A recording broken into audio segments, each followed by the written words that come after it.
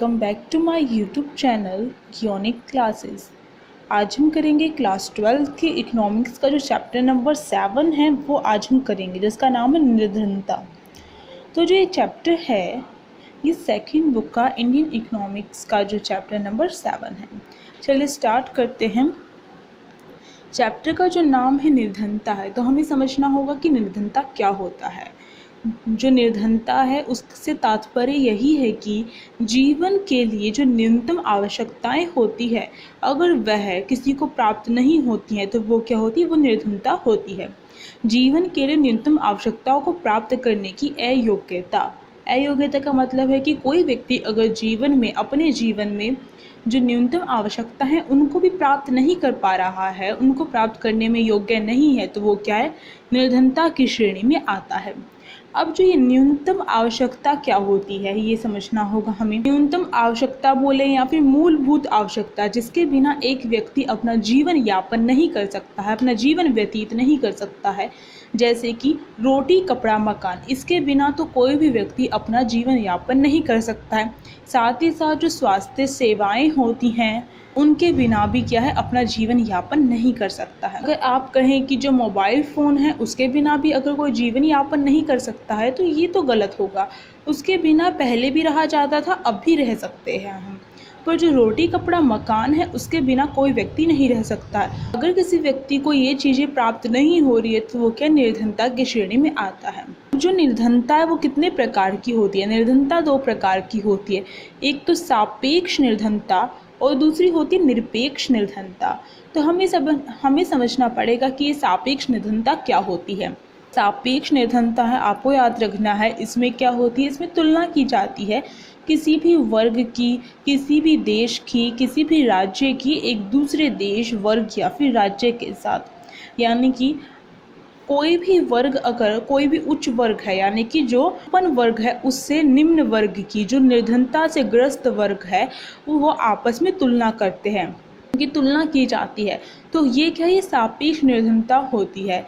निर्धनता ज्ञात करने का एक तरीका कहा जा सकता है कि अगर कोई देश की जो आय है, जो जीडीपी में उसका योगदान है, जो जीडीपी जो है उसके द्वारा क्या होता है, दूसरे देश के साथ क्या की जाती है, तुलना की जाती है कि कौन सा देश इसमें से निर्धन है, तो इसे सापेक्ष निर्धनता कहा जाता है।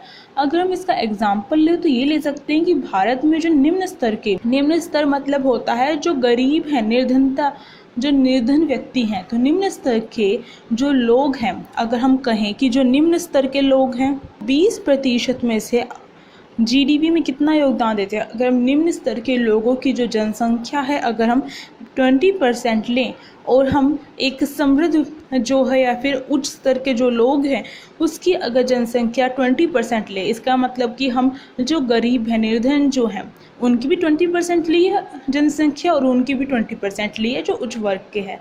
तो अगर हम इसमें अंतर देखें तो हमें पता चलता है कि जो निम्न स्तर के लोग हैं वो जीडीपी में केवल 8% क्या करते हैं, अपना योगदान देते हैं, परंतु जो उच्च स्तर के लोग हैं वो क्या करते हैं, जीडीपी में अपना 45% क्या करते हैं, योगदान करते हैं। तो इससे ही समझ में आता है कि उच्च स्तर के लोग क्या है, वो निर्धन नहीं है, वो संपन्न है। तो इससे क्या होता है, तुलना की जाती है किसी एक देश की दूसरे देश से, किसी एक राज्य की दूसरे राज्य से, किसी एक वर्ग की दूसरे वर्ग से। अब देखिए निरपेक्ष निर्धनता क्या होती है। अब देखिए निरपेक्ष निर्धनता क्या होती है। जो निरपेक्ष निर्धनता होती है इसमें अगर हम ये निरपेक्ष निर्धनता में किसी की तुलना नहीं की जाती है, बल्कि अपने ही देश के अंदर देखा जाता है कि कौन सा वर्ग क्या है, निर्धन है या फिर कौन जो व्यक्ति है वो निर्धन है। तो अपने ही देश में निर्धनता को ज्ञात करने के लिए निरपेक्ष निर्धनता का प्रयोग किया जाता है। सापेक्ष निर्धनता क्या थी, जिसमें तुलना की जाती है। तो निरपेक्ष में अपने ही देश में, जैसे कि हमारा देश भारत है तो उसमें क्या किया जाता है, एक निर्धनता रेखा तय की गई है। निर्धनता रेखा क्या होती है, आपसे ये क्वेश्चन भी पूछा जाता है तो ध्यान से देखिए। जो निर्धनता रेखा होती है वह प्रति व्यक्ति औसत मासिक व्यय क्या होता है उसे प्रकट करती है। प्रति व्यक्ति औसत मासिक व्यय का मतलब है कि एक व्यक्ति एक महीने में, जो एक व्यक्ति है वो एक महीने में कितना क्या है खर्च करता है, कितना व्यय करता है, उसको दिखाती है। उसे हम निर्धनता रेखा कहते हैं। तो एक जो निर्धनता रेखा है वो सरकार के द्वारा तय कर दी गई है कि जो इतनी निर्धनता रेखा है, यानी कि कुल इतना खर्च एक महीने में किया जाना चाहिए किसी भी व्यक्ति के द्वारा अपनी आवश्यकताओं को पूरा करने के लिए। तो जो सरकार है उन्होंने क्या किया है, ग्रामीण क्षेत्र के लिए जो विलेज एरिया, यहाँ पे मैं वी से विलेज को डिनोट करना चाहती हूँ, तो जो वी से विलेज है उसके लिए क्या किया जाता है, सरकार ने निर्धनता रेखा उसके लिए 816 जो रुपये हैं वो तय की है। यानी कि एक जो ग्रामीण क्षेत्र का अगर कोई व्यक्ति है तो उसे एक महीने में कम से कम 816 रुपये खर्च करने चाहिए अपनी आवश्यकताओं को पूरा करने के लिए। अगर वह इतने नहीं खर्च कर पा रहा है तो वो क्या है, निर्धनता रेखा जो है तो वो क्या है, वो निर्धन व्यक्ति है, क्योंकि जो निर्धनता रेखा तय की गई है एक ग्रामीण क्षेत्र में वो 1816 की गई है, 816 की गई है। और शहरी क्षेत्र के लिए कितने की गई है, शहरी क्षेत्र के लिए जो निर्धनता रेखा है वह 1000 तय की गई है। जो शहरी क्षेत्र है उसके लिए 1000 तय की गई है निर्धनता रेखा। तो आपको ये दोनों बातें ध्यान रखनी है। निर्धनता रेखा भी समझ गए होंगे आप, सापेक्ष निर्धनता और निरपेक्ष निर्धनता के बीच में अंतर भी समझ गए होंगे, क्योंकि जो एग्जाम्पल यहाँ पर बताए गए हैं दोनों के, आपको उनके एग्जाम्पल याद रखने हैं और हो सके तो साथ साथ में नोट करिए। तो इससे क्या होता है, इससे आप कभी नहीं भूलेंगे। अब देखिए निर्धनता के कारण, जो निर्धनता है वो आखिरकार क्यों होती है। अगर बात की जाए कि भारत में निर्धनता क्यों है, इसकी क्या प्रमुख कारण है, वो तो यहाँ पर लिखा गया है। अगर आपसे भारत में निर्धनता के कारण पूछे जाए या फिर केवल कहा जाए कि निर्धनता के कारण बताइए, तो दोनों का आंसर यही होगा। तो आपको आंसर पॉइंट पे देना है। अब देखिए राष्ट्रीय उत्पाद, पहला जो इसका है यह है राष्ट्रीय उत्पाद का निम्न स्तर। राष्ट्रीय उत्पाद क्या होता है, जो एक राष्ट्र के द्वारा जो वस्तुओं और सेवाओं का निर्माण किया जाता है उसको ही राष्ट्रीय उत्पाद कहा जाता है। तो जो भारत है उसका कुल राष्ट्रीय उत्पाद बहुत ही कम है, उसका स्तर बहुत ही कम है, क्योंकि जैसे कि जो भारत की जनसंख्या है, जितनी उसे ज़रूरत है वस्तुओं की, जितनी उन्हें अपनी आवश्यकताएं पूरी करने के लिए जितनी वस्तुएं चाहिए उतनी उपलब्ध नहीं हो पाती है भारत में। तो इसका मतलब यह है कि भारत का जो राष्ट्रीय उत्पाद है उसकी जनसंख्या की तुलना में काफ़ी कम उसका उत्पादन होता है। वस्तु और सेवाओं का उत्पादन भारत की जनसंख्या की तुलना में काफ़ी कम होता है।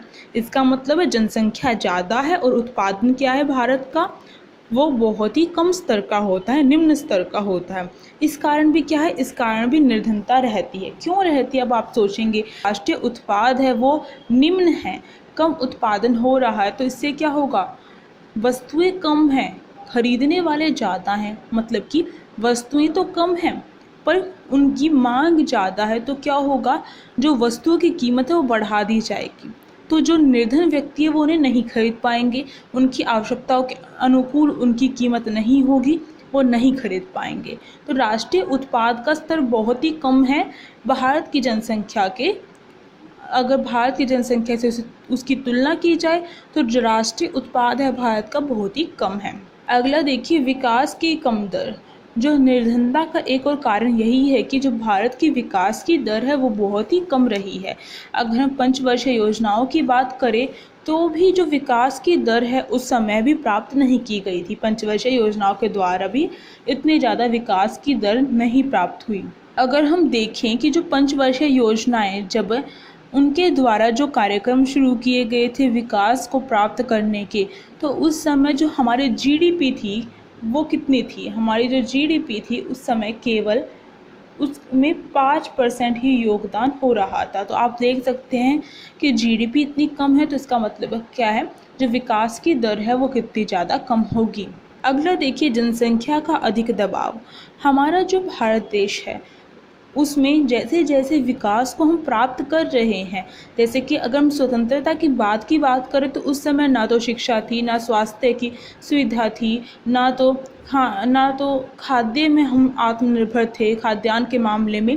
तो धीरे धीरे जो ये चीज़ें हैं हमने प्राप्त करनी शुरू की। तो इससे क्या हुआ, इससे एक जो इफ़ेक्ट है यहाँ पर यह पड़ा कि एक प्रभाव यह पड़ा कि जो जनसंख्या है भारत की वो क्या लगातार उसमें वृद्धि होती गई। क्यों होती गई, क्योंकि स्वास्थ्य जो स्वास्थ्य सुविधाएं वो अच्छी हो गई। तो इससे क्या है, मृत्यु दर तो कम हो गई। मृत्यु दर का मतलब है मरने वालों की संख्या, वो तो कम हो गई, पर जो जन्म लिया जा रहा है बच्चों के द्वारा, जो बच्चे जन्म ले रहे हैं उनकी संख्या बढ़ रही है।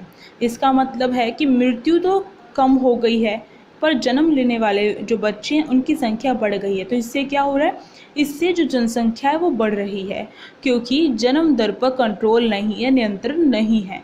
तो इससे क्या हो रहा है, जो जनसंख्या है उसमें वृद्धि हो रही है, और ये क्या है, निर्धनता का एक सूचक होता है। क्योंकि जब हमारे पास उत्पाद नहीं होगा, राष्ट्रीय उत्पाद ही हमारा इतना कम है, अगर जनसंख्या उस पर बढ़ जाती है तो क्या होता है, खाने के लिए किसी के पास नहीं होगा। एक सूचक के रूप में कहा जा सकता है जनसंख्या का बढ़ना, क्योंकि संसाधन कम है हमारे पास और जनसंख्या इतनी ज़्यादा है कि उनका पेट भर उनके लिए भोजन उपलब्ध करवाया जाए तो भी हमारे संसाधन क्या है, कम पड़ जाएंगे। नेक्स्ट देखिए, कीमतों में वृद्धि। एक और यह निर्धनता के कारण के अंतर्गत एक और चीज़ यह देखी गई है कि लगातार जो कीमतों में वृद्धि हो रही है जिसके कारण मुद्रास्फीति बढ़ रही है। मुद्रास्फीति का मतलब होता है महंगाई। मुद्रास्फीति को अगर कहीं पर भी आपके इकोनॉमिक्स में मुद्रास्फीति लिखा आता है तो इसका मतलब महंगाई होता है। तो कीमतों में जितना उछाल हो रहा है, जो कीमतें इतनी ज़्यादा बढ़ रही हैं किसी वस्तु की, तो इससे क्या हो रहा है, जो मुद्रास्फीति है, जो महंगाई है वो भी लगातार बढ़ रही है। और जो परिवारों की वास्तविक आय है, यानी कि जो परिवारों की आय है वो क्या है, कम है, जिससे वो उन चीज़ों को खरीद नहीं पाते हैं, इतना खर्च नहीं कर पाते हैं। तो इससे क्या है, वो निर्धन रहते हैं, अपनी आवश्यकताओं को पूरा नहीं कर पाते हैं। निर्धन कौन माना जाता है, जो अपनी आवश्यकताओं को पूरा नहीं कर पाता है। उसके अलावा तो सभी क्या है, सब निर्धन रेखा से ऊपर होते हैं, यानी कि निर्धन रेखा से नीचे वही माना जाएगा जो अपनी आवश्यकताओं को पूरा नहीं करता है। तो जो कीमतों में जो कीमत जाल है वो इतना ज़्यादा बढ़ रहा है कि जो कीमतें अभी भी हम देख रहे हैं कि लगातार कीमत बढ़ती जा रही है, परंतु अगर देखें जो परिवारों की आय है वो अभी भी क्या है, कम है उसके मुताबिक। तो ये इसके कारण क्या है, वो जो वस्तुएं हैं उन्हें नहीं खरीद पाते हैं, उन उत्पादों को नहीं खरीद पाते हैं। तो इससे क्या है, इससे निर्धनता बढ़ती है, कीमतों के कारण भी निर्धनता बढ़ती है। अब देखिए, जैसे ही कीमत बढ़ेगी उससे क्या है, निर्धनता भी बढ़ेगी, आपको याद रखना है। अब देखिए, बेरोजगारी तथा अल्प रोजगार। एक और समस्या देखी जाती है कि जो भारत देश है उसमें बेरोजगारी विद्यमान है, या फिर कहा जाए अल्प रोजगार है। अल्प का मतलब ही क्या होता है, कम होता है, अल्प का मतलब। तो जो भारत देश है उसमें बेरोजगारी का संकट है। बेरोजगार किसे माना जाएगा, वो व्यक्ति जो न्यूनतम कीमत दर पर काम करने के लिए इच्छुक है, यानी कि जो दर डिसाइड की गई है सरकार के द्वारा उस पर काम करने के लिए इच्छुक है, फिर भी उसे काम नहीं मिल रहा है तो वो बेरोजगार है, उस व्यक्ति को बेरोजगार माना जाएगा। अगर हम दूसरी तरफ देखें कि किसी ने एमएड कर रखी है और उसे सरकार काम दिलवा रही है कि तुम प्रति महीना तुम्हें ही इतने रुपए दिए जाएंगे और तुम्हें ये काम करना पड़ेगा, तो वो उस काम को नहीं ले रहा है तो वो बेरोजगारी के अंतर्गत नहीं आएगा, क्योंकि सरकार ने उसे ऑफर दिया है काम करने का और वो काम नहीं कर रहा है, तो वो बेरोजगारी के अंतर्गत नहीं आएगा, वो अपनी इच्छा से बेरोजगार है। तो बेरोजगार हमने समझ लिया क्या होता है। तो हमारे भारत देश में क्या है, बेरोजगारी अधिक मात्रा में है, या फिर कहा जाए जो रोजगार है वो भी बहुत कम है।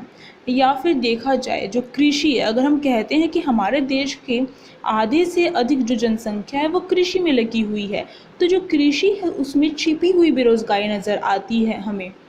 ये हम पहले भी पढ़ चुके हैं इसके बारे में। छिपी हुई बेरोजगारी का मतलब होता है जहाँ पर 2 व्यक्तियों की ज़रूरत है उस खेत में 5 व्यक्ति लगे हुए हैं, अगर उन 3 व्यक्तियों को हटा भी दिया जाए तो कोई फ़र्क नहीं पड़ेगा। तो छिपी हुई बेरोजगारी है, तो ये तो क्या, ये और भी ज़्यादा संकट होता है। शहरों में जो शिक्षित बेरोजगारी है उससे भी ज़्यादा खराब दिखाई देती है, क्योंकि उन्हें लग रहा है वो काम कर रहे हैं परंतु उनकी आमदनी क्या है, उतनी की उतनी ही रहेगी। बेरोजगारी के कारण क्या होता है, लोगों के पास रोजगार नहीं होता है, वो कमा नहीं पाते हैं तो वो किसी वस्तु को खरीदने में सक्षम नहीं होते हैं। वो किसी भी वो न्यूनतम जो आवश्यकताएं उनकी वो पूरी नहीं हो पाती है, क्योंकि उनके पास पैसे नहीं हैं, उनके पास धन नहीं है, इसलिए वो उन आवश्यकताओं को पूरा नहीं कर पाते। इसलिए वो निर्धनता रेखा से नीचे के होते हैं। निर्धनता रेखा से नीचे का मतलब है वो निर्धन होते हैं। आगे देखिए, पूंजी की अप्राप्तता। पूंजी की अप्राप्तता का मतलब है कि जितनी पूंजी भारत में अगर पूंजी नहीं होगी तो इससे क्या है, इससे उत्पादन नहीं हो पाएगा। अगर पूंजी को हम धन से रिलेट करके चलते हैं कि अगर पूंजी नहीं होगी तो जो उद्योग हैं वो नहीं खुल पाएंगे, उद्योग नहीं खुलेंगे तो इससे क्या है, रोज़गार नहीं प्राप्त होगा, व्यक्तियों को रोज़गार प्राप्त नहीं होगा तो बेरोज़गार रहेंगे व्यक्ति, बेरोज़गार रहेंगे तो वो वस्तुओं को नहीं प्राप्त कर पाएंगे। एक तो यही हो गया। दूसरा अगर इसका देखें कि पूंजी नहीं होगी, ये सेकंड वाला मैं बता रही हूँ इसका, अगर पूंजी नहीं होगी तो क्या होगा, जो लोग हैं लोगों को वस्तुएं प्राप्त नहीं हो पाएंगे, क्योंकि उत्पादन क्षमता क्या है, अगर पूंजी कम है तो उत्पादन क्षमता भी कम होगी।